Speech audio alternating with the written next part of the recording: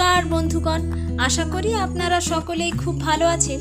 देवजानीज Cozi कर्नारेर नतून एकटी ब्लगे आपनादेर स्वागत जानाई। आज सकाले घुम भेंगेछे देरीते, तो सकाल थेके कोनो भिडियोई आर बानाइनी।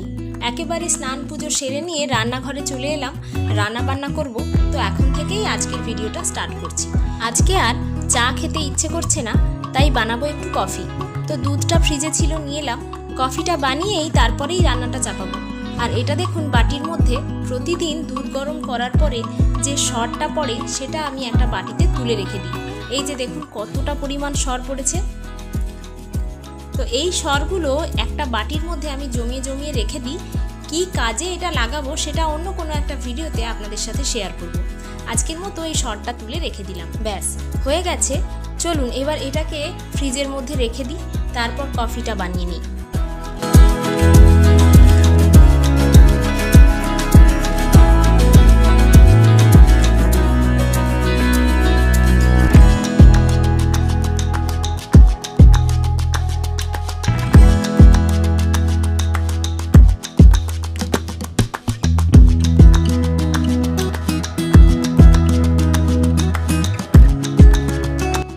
ব্যাস চলুন এবার কফিটা খেতে খেতে রান্না বান্নার জোগাড় যন্ত্র করা যাক। আজকে সকালের দিকে মা গিয়েছিল বাজারে, আর বাজার থেকে নিয়ে এসেছে কাতলা মাছ। তবে ঝোল ঝাল তো আমরা সবসময় খেয়েই থাকি, তাই ভাবলাম আজকে কাতলা মাছ দিয়েও নতুন কিছু একটা বানানো যাক। তো কি বানাবো ভাবতে ভাবতে এটাই চিন্তা করলাম। একটু ধনেপাতা কুচি করে নিলাম, আর একটা বাটির মধ্যে 1.5 চামচ মতো রাই, তার সাথে নিয়ে নিলাম 1 চামচ পোস্ত, সঙ্গে কয়েকটা কাঁচা লঙ্কা, অল্প একটু লবণ, সঙ্গে অল্প একটুখানি হলুদও দিলাম। এরপর এখানে দিয়ে দিচ্ছি 3 থেকে 4 কোয়া মতো রসুন, সঙ্গে একটা আদার টুকরো দিতে হতো, তবে আদাটা যেহেতু আগে থেকে বাড়িতে আমি পেস্ট করে রাখি তাই আদাটা এখানে দিলাম না, আলাদা করে পরে মিশিয়ে দেব। চলুন এবার এই যে ধনে পাতাটা দেখছেন এর সাথে 2-4টা পুদিনা পাতাও নিয়েছি, সবটাই একসাথে শিলে ভালো করে এবার বেটে নেব।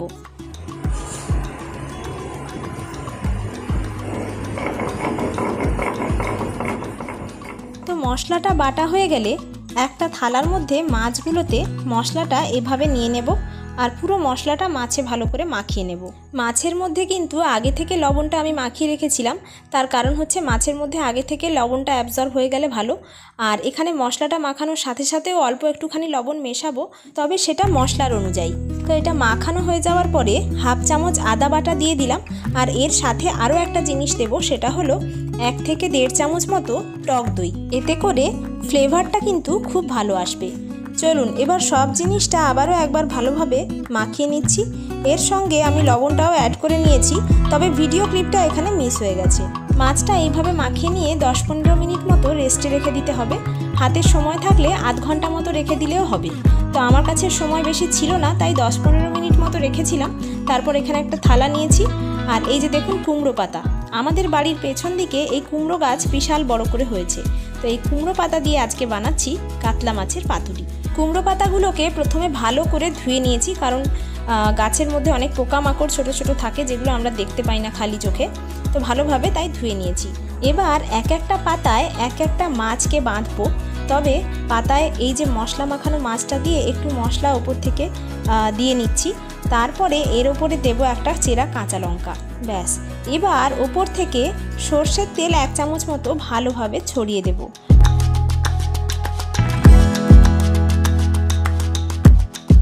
ব্যাস এবার মাছের ওপর থেকে 2-3টে মতো ধনে পাতা দিয়ে কুমড়ো পাতাটাকে আস্তে আস্তে ভাঁজ করতে করতে মাছের ওপর থেকে মুড়িয়ে নেব, ঠিক যেভাবে পাতুরির জন্য মাছগুলোকে রেডি করা হয় ওভাবেই। এরপর পাতাটা যাতে খুলে না যায় তাই জন্য একটা সুতো দিয়ে ভালোভাবে জড়িয়ে নিচ্ছি। তো এভাবেই বাকি সমস্ত মাছগুলোকেও পাতুরির জন্য রেডি করে নেব।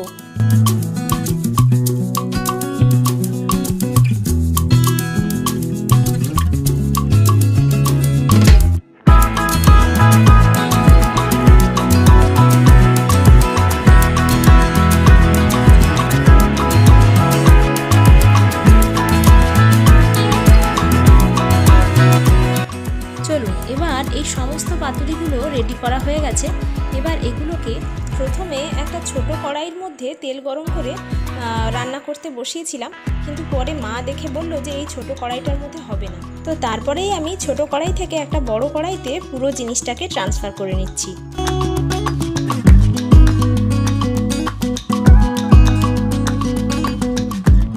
আসলে মাছগুলো একটু মোটা পিস হওয়ার কারণে ছোট কড়াইতে সবগুলো মাছ একসাথে রান্না করা সম্ভব হতো না। আর এই কড়াইটা বড়ও আছে প্লাস নিচের দিকটা ফ্ল্যাটও আছে, তো এতে সমস্ত মাছগুলো একসাথেই খুব ভালোভাবে রান্না হয়ে যাবে। তো এবার এটাকে ঢাকা দিয়ে প্রথমে 15 থেকে 20 মিনিট মতো লো ফ্লেমে রান্না করতে হবে। তারপরে ঢাকাটা খুলে একবার এগুলোকে এদিক ওদিক উল্টে নিতে হবে। তো মাছগুলোকে উল্টে নেওয়ার পরে আবারও ঢাকা দিয়ে 5 থেকে 10 মিনিটের জন্য লো ফ্লেমে রান্না করে নিতে হবে। এরপর পাতুরিগুলো ঢাকা সরিয়ে নিয়ে এক এক করে উল্টালে দেখা যাবে নিচের দিকটা একেবারে ভাজা ভাজা হয়ে গেছে। তখনই বুঝে নিতে হবে যে পাতুরিগুলো একেবারে রেডি। আচ্ছা, আপনারা কি কখনো এইভাবে কাতলা মাছের পাতুরি বানিয়েছেন? কমেন্টে কিন্তু অবশ্যই জানাবেন। আচ্ছা, তো এখানে আমার রান্না পুরো কমপ্লিট।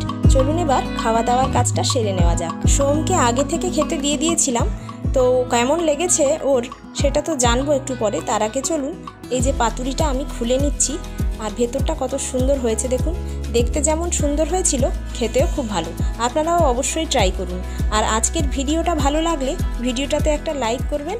আর আপনারা যারা আমার চ্যানেলে নতুন বা অনেক আগে থেকে আমার ভিডিও দেখছেন অথচ এখনও চ্যানেল সাবস্ক্রাইব করেননি, তাদের জন্য রিকোয়েস্ট রইল দেবযানীস কোজি কর্নার ইউটিউব চ্যানেলটিকে সাবস্ক্রাইব করার জন্য। তাতে কি হবে, আমার সমস্ত ভিডিও আপলোড হওয়ার সাথে সাথেই আপনারা সমস্ত আপডেট পেয়ে যাবেন। যাই হোক, সোম আমাদের খুব একটা মাছ খেতে চায় না, একটু অন্যভাবে রান্না করে দিলে তবেই ওর মুখে লাগে। তাই চলুন ও কি বলছে আগে একটু শুনে নিই। দেখি তোর পাতুরিটা দেখি।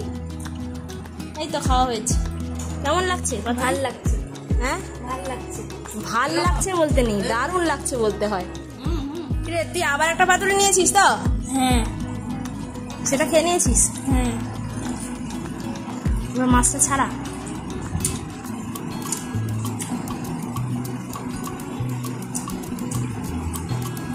মুখে দে।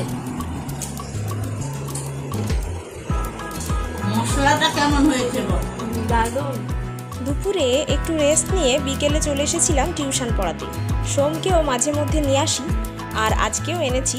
রাখি পূর্ণিমা 1-2 দিন আগে চলে গেছে, তবে ও এখানে এসে সবাইকে রাখি পরাতে চেয়েছিল, তাই ওকে আজকে নিয়ে আসা। তো রাখি পরানো হয়ে গেছে, আর সবার হাসি মুখগুলো দেখুন।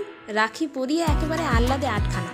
একটা সময় আমরাও স্কুল কলেজে যেতাম, রাখি পরাতাম, বন্ধুদের সাথে অনেক এনজয় করতাম।